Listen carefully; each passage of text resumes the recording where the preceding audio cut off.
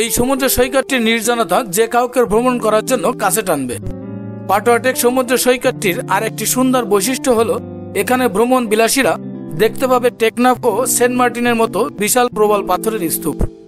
দর্শক, আমরা এই মুহূর্তে রয়েছি কক্সবাজারের ডলফিন মোড়ে রয়েছে। এখান থেকে আমরা ইনানি বিচ সহ বেশ কয়েকটি স্পটে আমরা ঘুরতে যাব। তো আমরা এই যে আমাদের পাশে যে গাড়িটি জিপটি দেখছেন, এই জিপটি ভাড়া করেছি।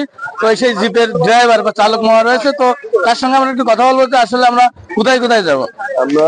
আমরা যাবেন যে হিমচুরি পাহাড় জন্নাই, এরপর ইনানি পাথরের বিচ আছে, এরপর পাটোয়াটেক বিচ আছে, ওইখানে ঘুরে আবার এখানে চলে আসবে।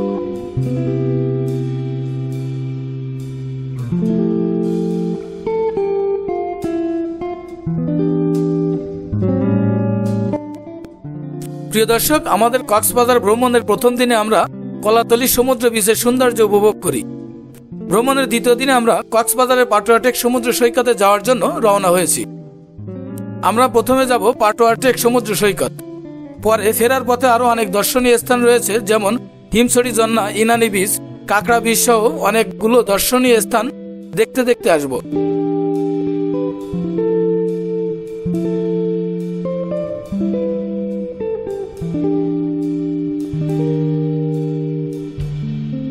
আমি আগেই বলেছি আমরা কলাতলী ডলফিন মোড় থেকে জিপ ভাড়া করেছি। কিছু দূর যেতে না যেতেই সাগরের গর্জন, উতাল পাতাল ঢেউ, নীল জলরাশি। মেরিন ড্রাইভ রোডের এইগুলাই সৌন্দর্য। একদিকে সুউচ্চ পাহাড়, অন্যদিকে সমুদ্র, দুদিকে নান্দনিকতার বুক চিরে গেছে কালো পিচের এই রোড।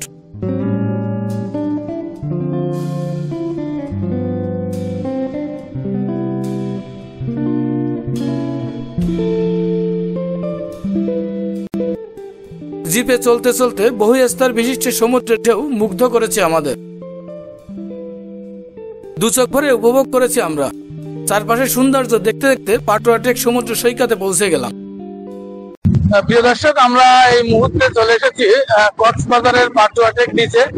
তো এখানে আপনারা দেখতে পাচ্ছেন যে বড় বড় ঢেউ মানে আসছে পড়ছে কুলে।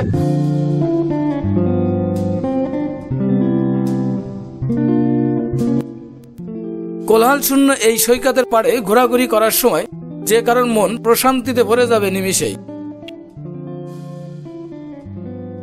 পাটোয়াটেক সমুদ্র সৈকতটি কক্সবাজার থেকে টেকনাফের দিকে মাত্র 27 কিলোমিটার দূরে অবস্থিত একটি নির্জন সি বিচ।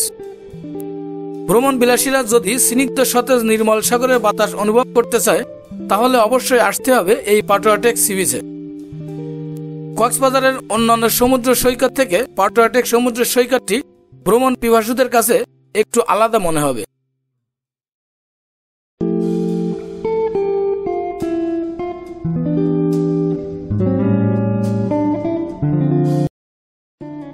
এই সমুদ্র সৈকতটির নির্জনতা যে কাউকে ভ্রমণ করার জন্য কাছে টানবে। পাটোয়াটেক সমুদ্র সৈকতটি আরেকটি সুন্দর বৈশিষ্ট্য হলো এখানে ভ্রমণ পিপাসুরা দেখতে পাবে টেকনাফ ও সেন্ট মার্টিনের মতো বিশাল প্রবল পাথরের স্তূপ।